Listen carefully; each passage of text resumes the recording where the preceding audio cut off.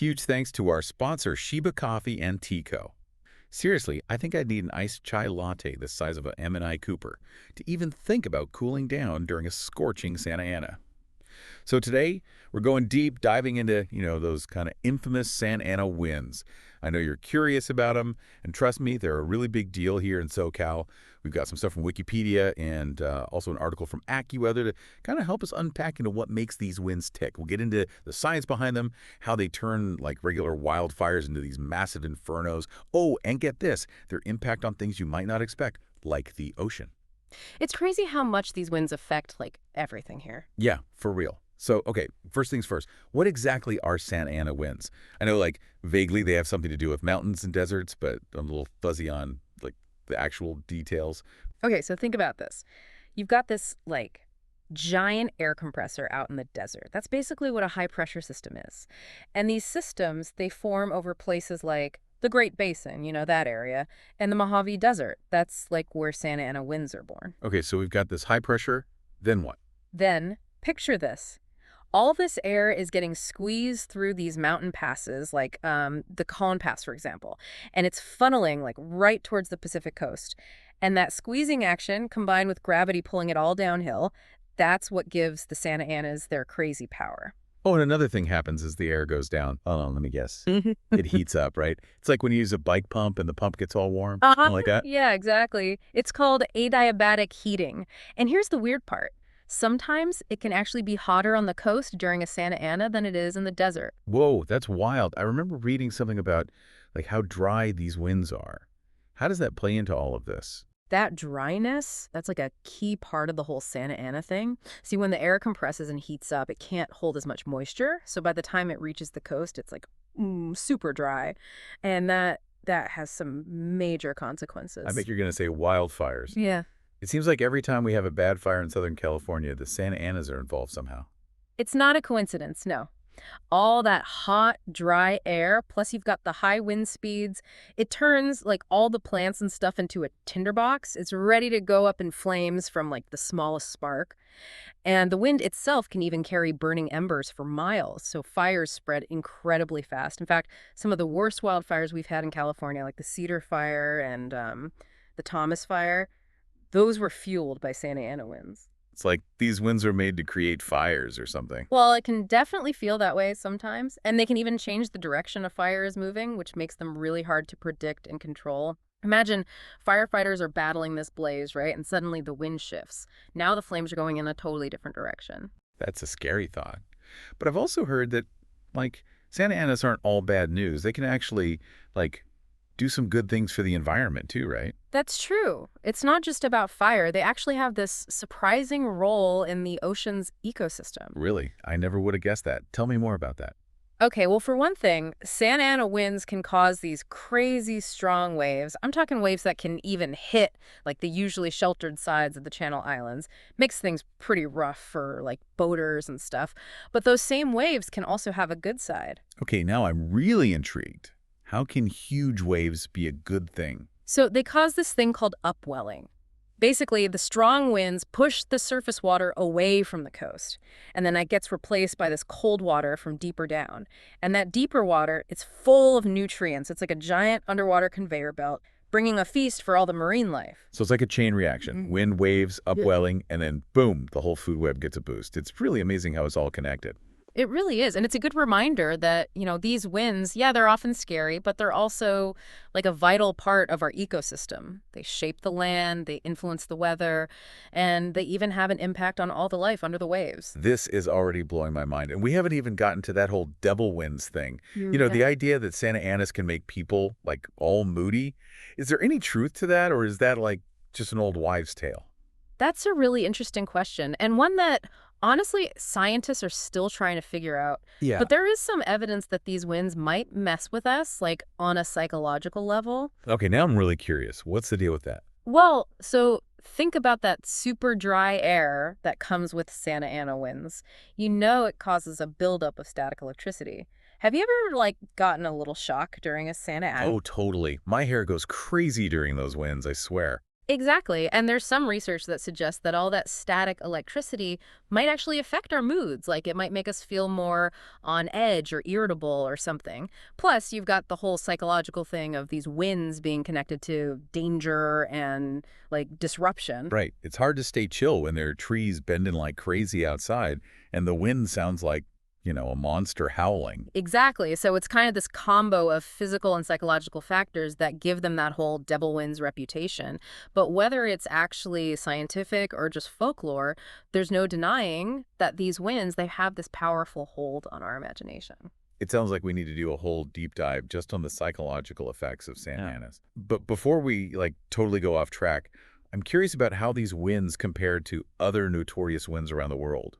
I mean, are the Santa Anas totally unique, or are there other similar winds out there causing their own kind of chaos?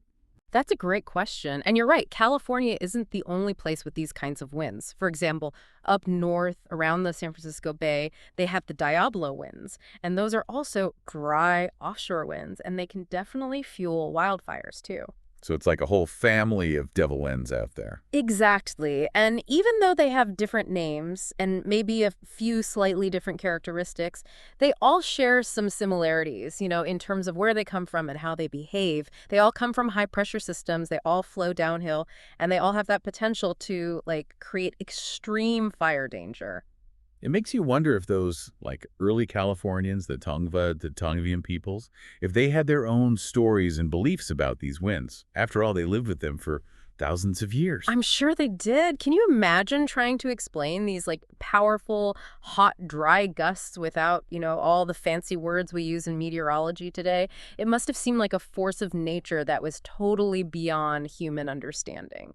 And speaking of history, those winds have left their mark on, the written record too, haven't they? Oh, absolutely. I mean, just think about Commodore Robert Stockton during the Mexican-American War. He even wrote about encountering this strange, dust-laden windstorm while he was marching through California way back in 1847. And, newspaper archives, they're full of accounts of these crazy hurricane-force winds and dust storms and all this devastating damage to crops and orchards going all the way back to the 19th century. Wow, so these winds were making headlines even before Hollywood got a hold of them. Exactly. And all those historical accounts, they give us this glimpse into how these winds have shaped life in Southern California for generations. It also makes you appreciate how powerful they really are. I mean, we've all seen those. But I think they could topple trees and snap stoplights and even ground planes at LAX. Yeah. That's just crazy powerful. You're talking about that wild wind event back in December 2011, right? Yep, that's the one. Sustained winds of 97 miles per hour in Pasadena and Altadena, gusts up to 167. And almost 175 miles per hour on Mammoth Mountain. That was a truly insane event. Those are speeds you usually only see with major hurricanes. Really puts things in perspective. And on a lighter note, I got to admit, the whole idea that the Santa Ana's affecting moods, that's always been kind of fascinating to me. Is it really just the heat? Or is there something more to it? It's a question that's intrigued people for, forever. Some people swear those winds make them feel, I don't know, restless, irritable, even a little crazy. And hey, maybe there's something to it. We know dry air can lead to that static electricity buildup.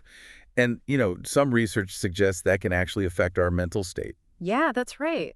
Some people believe all of those positive ions in the air can mess with our sense of well-being, making us more prone to stress and feeling agitated. Plus, there's the whole psychological factor. When you see those winds whipping through the canyons, bending trees almost in half, and you hear those gusts howling all night long, Yeah. it's hard not to feel a little on edge. It's almost primal.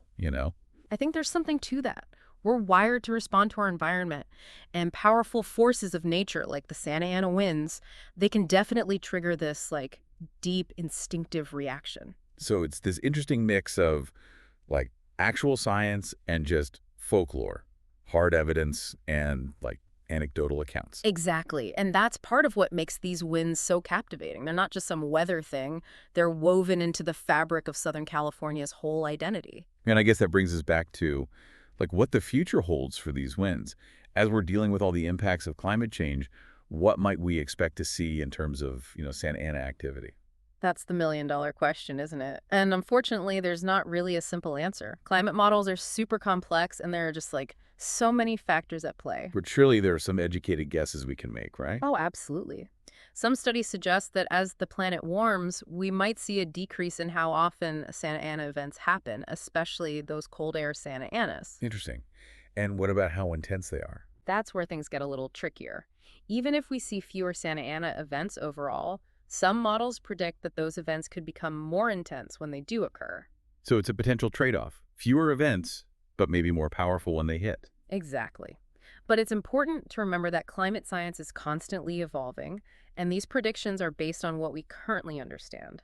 As we get more data and our models get better, we'll have a clearer picture of how climate change will impact the Santa Anas. It makes you realize how important it is to stay informed and be adaptable, especially in a region where these winds are such a huge factor. Absolutely. Understanding the Santa Anas, both their past and what might happen to them in the future, is crucial for anyone living in Southern California. Well said. Yeah. Now, you mentioned earlier that these winds can stir up nutrients in the ocean, which is good for local fisheries. Yes, that's one of the less discussed impacts of the Santa Anas, but it's super important. They play this vital role in keeping our coastal ecosystems healthy and productive. It sounds like we need to do a whole deep dive just on that. I'd be happy to get into that more. It's a fascinating example of how these forces that seem destructive can actually have positive consequences. I'm totally down for that. Yeah. But for now, let's get back to the winds themselves. One thing that's always struck me is how the Santa Anas seem to affect everything around them. Not just the weather. They influence how we live, the stories we tell, even the art we create. That's a really insightful observation. They've become part of the cultural fabric of Southern California. Exactly. I mean, think about all those iconic images of palm trees swaying dramatically against that fiery orange sky. That's practically the visual shorthand for the Santa Anas. It is. And those images evoke a whole range of emotions: awe, fear, excitement, even a touch of romance. It's like those winds are both beautiful and dangerous, captivating and terrifying all at the same time. That's the perfect way to put it. And it's that duality that makes them so compelling. It's almost as if they're a metaphor for the region itself. California, the land of sunshine and wildfires, Hollywood glamour, and natural disasters. I love that analogy. There's a certain wildness, a raw energy that both the Santa Anas and California share. It's that constant tension between beauty and danger, creation and destruction that makes this place so unique. And so unpredictable. Just when you think you've got California figured out, those winds come along and shake things up. Speaking of shaking things up, I can't help but think about those legendary Santa Ana wildfires. We talked about them a little earlier, but I'd love to dig a little deeper into the connection between these winds and California's whole fire-prone landscape. Absolutely. It's a complicated and, often tragic relationship, one that's been going on for millennia. It's almost like those winds were designed to start wildfires. Well, in a way, they were. Remember, those winds are incredibly dry, and they can reach speeds that are strong enough to knock down power lines and whip up embers into raging infernos. And that's not even mentioning how they dry out all the plants and stuff, turning entire hillsides into tinderboxes just waiting for a spark. Exactly. It creates a perfect storm for fire danger. And sadly, we've seen the awful consequences time and time again. It's heartbreaking. Those images of houses engulfed in flames, families running for their lives. It's a harsh reminder of the power of nature and how fragile human life really is. But it's also a testament to the resilience of the human spirit. People rebuild, communities come together, and life goes on, even after such a huge loss. That's the incredible thing about humans, isn't it? Our ability to adapt, to overcome adversity, and to find hope even in the darkest of times. It's inspiring, for sure, but it also makes you wonder how we can, coexist better with these powerful forces of nature. That's the key question. How do we reduce the risk while also respecting the important role these winds play in our ecosystem? It's a tough balance, that's for sure, and it's one that requires a deep understanding of both the science and the history of these winds. Absolutely. We need to learn from the past, adapt to the present, and plan for the future. Well said. And that's where organizations like CAL FIRE and the U.S. Forest Service come in, right? Exactly. They play a vital role in wildfire prevention, preparedness, and response. And with climate change potentially changing, how often Santa Ana events happen and how intense they are, their work is more crucial than ever. It's a constant battle, but one that's worth fighting. After all, these winds are part of what makes California so unique. They are. They're part of our history, our culture, our very identity. And as we've learned today, they're a force to be reckoned with, in both good ways and bad. Indeed. They can be both destructive and life-giving. a source of both fear and fascination. It's that duality that makes them so intriguing. And it's that intrigue that keeps us coming back for more, trying to understand these winds and how they impact our world. Well said. And that thirst for knowledge is what makes shows like The Deep Dive so important. We need to keep exploring, keep learning, and keep sharing what we discover. Absolutely. Now, before we wrap things up, I have to ask, what's one thing you think our listeners should take away from this deep dive into the world of Santa Ana winds? That's a great question. I think the most important thing to remember is that these winds are much more than just a weather phenomenon. They're this powerful force that shapes our environment, our culture, and even our moods. It's like they have their own personality. They do. And understanding that personality, both its good and bad sides, is crucial for anyone living in Southern California. Well said. And with that, I think it's time for a quick caffeine break. I'm suddenly craving a warm chai latte, courtesy of our sponsor, Sheba Coffee and Tico. Sounds like a great idea. I could go for a cup myself. Oh.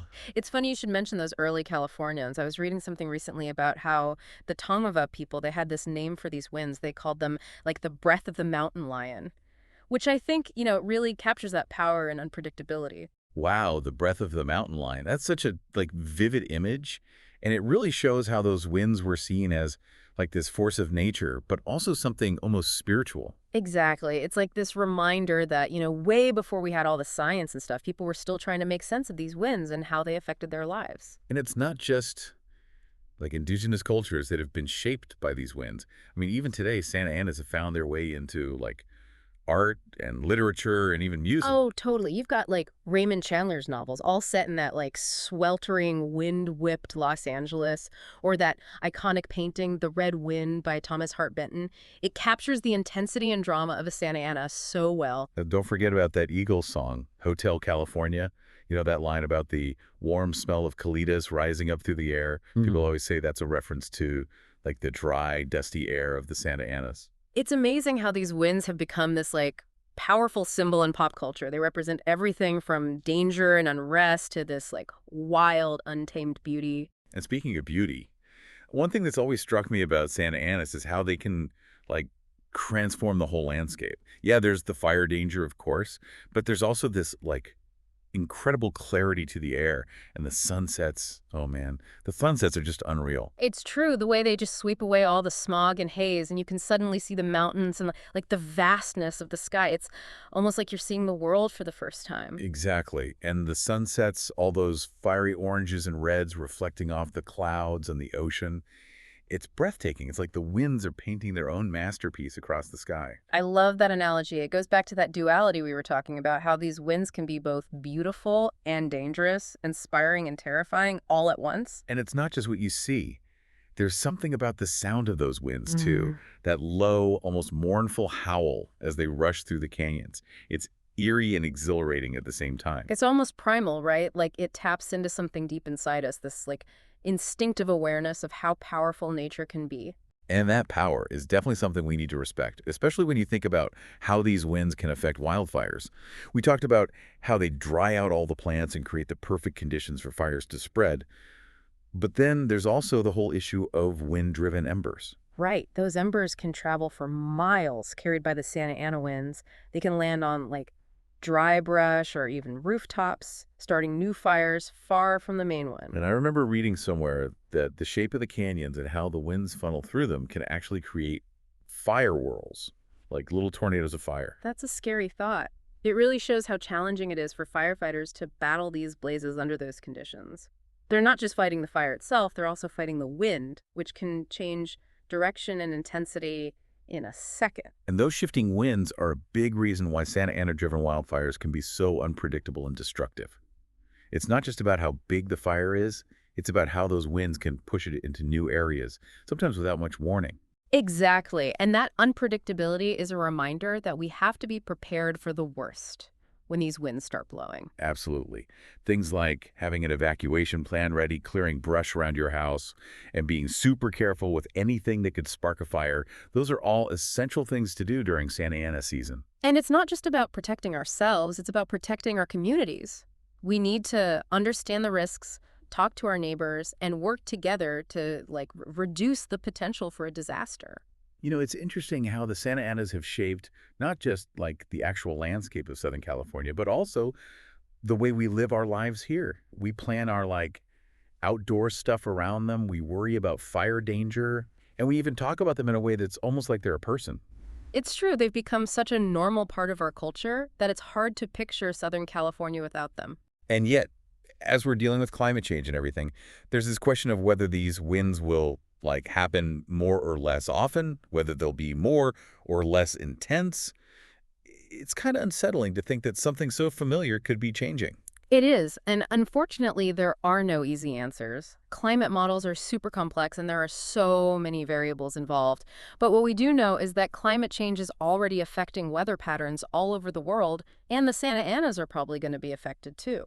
So what can we do? I mean, besides the obvious stuff like, reducing our carbon footprint and pushing for climate action, are there specific things we can do to prepare for those potential changes in Santa Ana activity? That's a great question. I think one of the most important things is to stay informed, keep up with the latest research, pay attention to the weather forecasts and any warnings they issue, and be aware of the potential risks that come with these winds. And on a more practical level, things like using fire-resistant landscaping and making sure your home is like hardened against fires can make a big difference in how vulnerable you are to those wind-driven wildfires. Definitely. And on a community level, investing in early warning systems, making sure evacuation routes are good, and supporting our firefighters. Those are all crucial steps in adapting to a future where Santa Ana events might be different from what we're used to. It reminds you that we can't just like sit around and wait for stuff to happen. We need to be proactive, we need to be prepared, and we need to work together to protect ourselves and our communities. I totally agree. And, thinking about the future of Santa Ana winds brings up another fascinating thing about them, their impact on the ocean. We talked about upwelling earlier, but there's so much more to it than that. Oh, I'm all ears. Tell me more about how these winds affect life under the waves. So, you know how those strong winds can create some pretty huge waves? Well, those waves can be both good and bad for the creatures living in the ocean. On the one hand, they can stir up all this sediment and debris, which makes it hard for some organisms to survive. Yeah, that makes sense. It'd be like having your underwater house constantly shaken up. Exactly. But on the other hand, those same waves can also help spread nutrients and oxygen throughout the water, which benefits other species. And then there's that upwelling we talked about, which brings cold, nutrient-rich water from the depths up to the surface. And that fuels phytoplankton blooms, which support the entire marine food web. So it's like this delicate balance between disruption and renewal, huh? The winds create chaos, but that chaos also brings these life-giving resources. Precisely. Huh? And it's just one more example of how these winds play this complex and multifaceted role in shaping our environment. They're not just about fire and fury, they're also about the subtle, interconnected rhythms of nature. And I guess that brings us back to how important it is to understand these winds, both their path and their potential future. We need to learn from history, adapt to the present, and be ready for whatever changes might come. Well said. And it all starts with curiosity, with asking questions, and with looking for knowledge, which is what we're doing here on the Deep Dive. That's right. And speaking of looking for knowledge, I think it's time for another quick caffeine break. I'm suddenly craving an iced matcha latte, courtesy of our sponsor, Shiba Coffee and Tea Co. Sounds refreshing. I think I'll join you in that. All right, so we're back, all fueled up on some tasty matcha lattes from Shiba Coffee and Tea Co. Before the break, we were talking about, the Santa Anas and the ocean and how those big waves they create can be both good and bad for all the creatures living there. Yeah, and it's interesting how those same waves can cause, like, erosion along the coast. They actually reshape beaches and cliffs over time. So it's not just about what the winds do right now, it's about the long-term changes they cause to the coastal landscape. Exactly, and those changes can have this, like, ripple effect on everything, from the types of plants and animals that can live in those areas to, like, how people even interact with the coast. It really shows how connected everything is. Mm. How these winds blowing in from the desert can actually end up changing the shape of our coastline and like that whole delicate balance of life in the ocean. It's this powerful reminder that we're all part of this, like, intricate web of life. Even things that seem really far away can have huge consequences. And I guess that brings us back to like how we as humans fit into all of this. How can we live with these powerful winds, in a way that's good for us and the environment? Well, I think one important step is just realizing that we're not just watching this happen. We have this responsibility to, like, manage our impact on the environment and make choices that are sustainable. So things like being careful about how much water we use during those dry times, supporting policies that, help reduce greenhouse gases, and advocating for, like, responsible land management. Exactly. Those are all super important. And on a more individual level, we can all do things to get ready for Santa Ana events, like having a go bag packed, clearing brush around our homes, checking on, maybe elderly neighbors. It's about being proactive, right? Oh, Taking responsibility for our own safety and the well-being of our communities. absolutely. We can't control the wind, but we can control how we react to it. Well said. And I think that's a perfect note to end on. The Santa Ana winds are this incredible force of nature. They've shaped the landscape, the culture, like the very essence of Southern California. They remind us of that balance between beauty and danger, creation and destruction, and how important it is to respect the power of the natural world. Big thanks to Sheba Coffee and Tico for keeping us fueled up with those delicious lattes, and to you, our listeners, for joining us on this deep dive into the world of Santa Ana winds. We hope you learned something new about these winds and how they impact our lives, and we encourage you to keep exploring and learning about the amazing world around us. We'll catch you on our next deep dive.